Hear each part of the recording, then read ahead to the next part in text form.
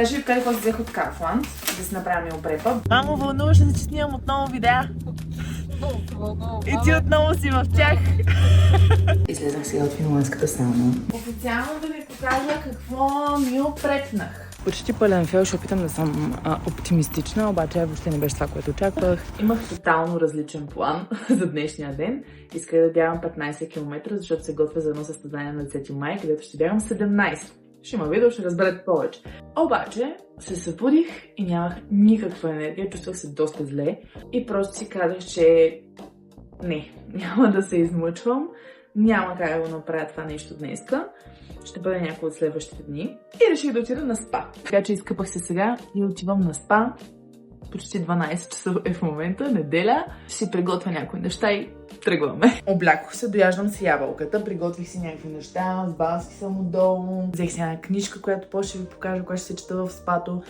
И общо взето, там ще си прекарам след обеда. Да видим, за първи път отивам. Знам доста време, че мога да използвам мултиспорт за спа. Намерих, ще отида в Витуша, парк хотел в студентски град. Да видим, нямам представа, не съм ходила. Ще видям отзив след като отида, дали е подходящо, но ако става и се намеря спата с мултиспорт. Топ. Почти стигнах. Минаваме през парка, така че малка приятна разходка. Пътувах почти час до тук. Но просто транспорта ми е много неудобен, но няма значение, защото виждам хотела и просто претявам спато. Ето го този зеления. Добре, спа центъра на къде е? Добре, благодаря ви. Ето тук сме на дъното, е тясно. Здравейте. Спорт да ползвам спа центъра, може ли? Излезах сега от финландската сауна. Не мога да снимам вътре, защото е супер тъмно. Ама да дойда трайна почивка и да ви снимам да ще оставя книги, защото тук е тъмно, няма просто къде да чета. И така. Почти пълен фейл, ще опитам да съм оптимистична, обаче въобще не беше това, което очаквах. Не можах така хубаво да си релаксирам, имаше просто напрегната атмосфера, имаше много хора. Въобще не ми беше почивно, нямаше къде си чета книгата, някаква такава релакс зоничка с шезлонги. Мисля, че видях на снимки в сайта, обаче така и не намерих. Може и аз нещо не съм открила, но цялостно финландската сауна беше доста добра. Смисъл, тя беше много топла наистина. И парната баня беше топ. Имаше инфрачервена сауна, която беше доста студена и билкова сауна, която беше доста студена. Но пък финландската и парната баня бяха на 10 от 10. Така че съм със смесени чувства. Все пак поне малко съм се детоксикирала в тях. Доволна съм. Също се чувствам така възобновена енергия и отпочинала. И не искам да оставам негативно впечатление. Затова много добре да няма очаквания човек. Защото всъщност си прекарах добре. Просто очаквах друго. Така, искам да поясня. И все пак да съм благодарна за това, което ми се е случило. Взех си манго от Lidl. Супер вкусно и намалено е в момента. Готово за ядене. И се връщам пак към парка да си го изям. Сега ще импровизирам и ще измия това манго. И ще го ям с кората. Защото нямам как да го обеда. Да тестваме.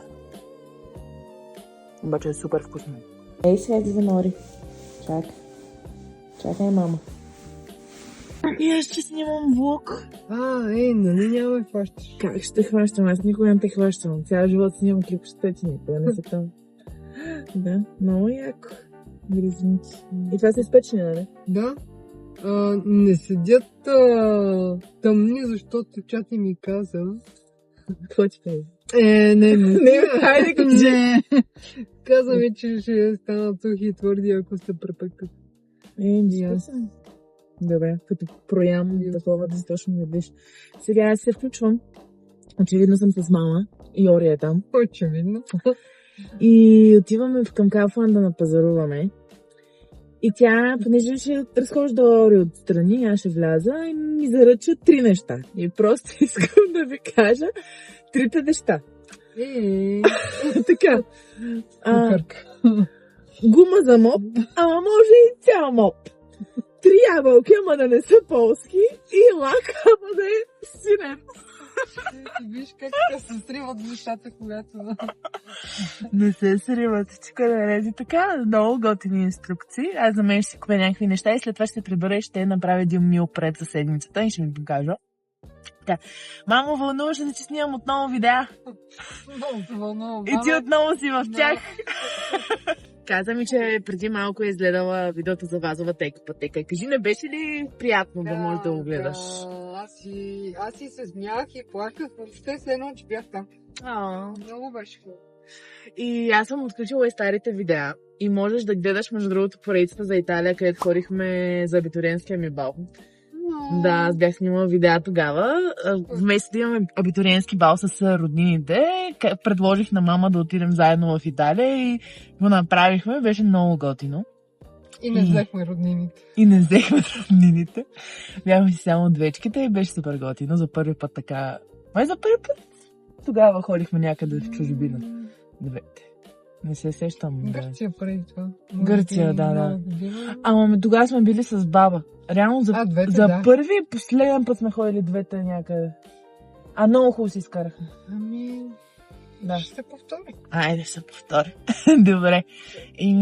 Това е. Просто исках да снимам малко, мама. Обещава. Айде. Намерихме не полски ябълки. Италия би трябва да става.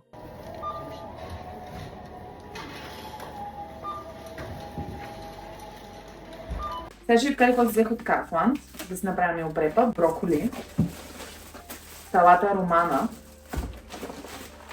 пилешко, един кетчуп с минус 50% захар, така пише, води се детски, за по-малко калории, 2 лимона, много от тези късоплодни краставици, един жълт и един червен лук. Един микс с моркови и грах. Сега, мил препа ще е изключително просто. Ще си направя пилешкото. Просто малко ще го вкуся и на циганче. Ще си сваря броколито. Освен броколито ще си направя на циган. Ето този замразен микс от Lidl. Топ са им замразените закъденичкови миксове. И ще си направя ориз. Бях купувала ориз. Къде си? Оризе! Ако бях нов пакет с ориз, къде ще я ръста? Ето го! Ето. Идеята ми за следващите седмици, месеци е да се храня доста по-чисто от обикновено. Целта ми е да сваля малко килограми, да изчистя мазнини и като цяло просто да се чувствам по-добре в кожата си. И установих, че колкото по-сложно си го правя, с много съставки, много продукти, много голямо разнообразие, ми е супер трудно да се придържам в калориен дефицит, а пък да меря всеки ден абсолютно всичко, колко калории, на този етап не е за мен. Така че просто простички неща, мил преп предварително, повече домашна храна и така. Общо взето, освен това пилешко. Някой от котките ходи до туалетна. Освен това пилешко съм си взела и телешка кайма, взела съм и още едни пилешки гърди, има и една консерва рибатон, така че източници на протеин имам за седмицата.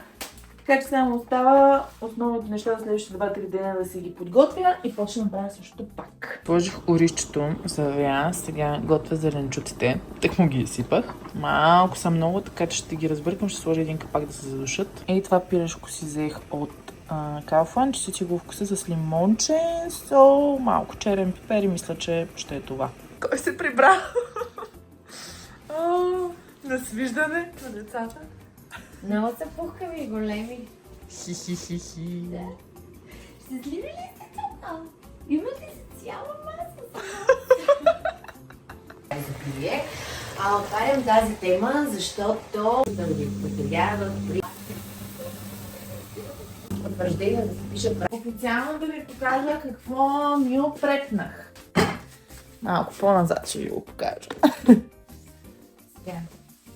Имам за зеленчуци броколи, плюс микса, който ви показах. Секунда, копка ми бута статива. Така. Плюс ето този зеленчуков микс.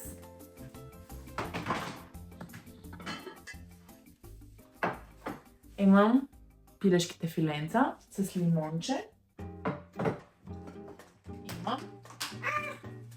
Имам оризче сварено. Сега, нещо, което правя на таблета е, че ще си напиша храненията, съответно, които ще имам за седмицата, ето по този начин, за да може да ми е максимално лесно. Просто искам да съм отметнала това, което ще ям, да знам в какви граници мога да влезам и веднъж да се вика да го планирам или айде 2 пъти в седмицата да мисля за това и повече да не мисля за храна, подготовка и така нататък. Просто защото наистина ми е проблем. Надявам се, дай Боже, да направя едно хубаво видео за трансформацията ми и да споделя. До тогава така откъслечно ще споделям от процеса, но идеята ми просто е максимално балансирано да се храня, с грижа към себе си, към тялото ми и да използвам наистина храната като гориво. Особено последните дни бях така, се подложих на един детокс, едно пречистване. Истински отново си затвърдих, че просто храната е гориво, енергия. Е изключително важно. И нито е добре да се ограничаваме прекалено, защото нямаме енергия, нито е добре да преяждаме. Има много значение какво точно хапваме. Много да ядем, ако ядем кофти неща, отново нямаме енергия и ни е отпаднало летаргично и така нататък. Опитваме се, правим най-доброто. Малко на края на видеото, ама ще сложа микрофона, защото Вики ми ги донесе. Сега ще ви покажа какво ще си направя за вечеря. Имам 100 грама пилешко филе, 100 грама варено рис и 140 грама горе-долу от зеленчуците, които си направих. И 4 ето такива листенца. И това, което смятам да си направя, са едни healthy leaf такоси. Или иначе казвам, такоси с листа. Да видим какво ще стане. Така, изглежда много добре. Правя като някаква манджичка. И малко от кетчупа без захар. Доста добро. Цялото това нещо е горе-долу около 400 калории. Правя една бърза разходка след вечеря. 20 минутки. И после се прибирам да се приготвям за сън и да се наспя хубаво. Искам със сигурност да ударя едни 8 часа тази вечер, за да ми стартира така хубаво седмицата енергизирано.